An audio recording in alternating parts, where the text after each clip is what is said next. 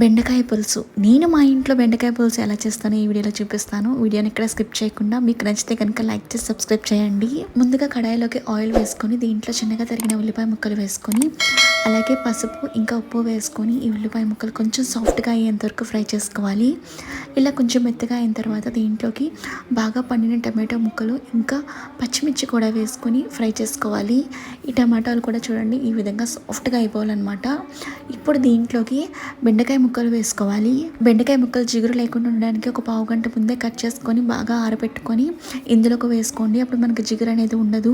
బెండకాయ ముక్కలు కూడా కొంచెం సాఫ్ట్గా అయిన తర్వాత చింతపండు రసాన్ని ఇందులోకి వేసుకోవాలి. అలాగే కారం వేసుకొని బెల్లం మళ్ళీ ఒకసారి టేస్ట్ చూసుకొని సాల్ట్ సరిపోలేదంటే సాల్ట్ కూడా వేసుకోండి. బెల్లం వేసుకోవడం వల్ల టేస్ట్ అనేది చాలా బాగుంటుంది పులుసు. ఇలా 10 నిమిషాల పాటు మరిగించిన తర్వాత చివరిగా చిన్నగా తరిగిన కొత్తిమీర వేసుకుంటే బెండకాయ పులుసు రెడీ అండి. Thanks for watching this video. Bye.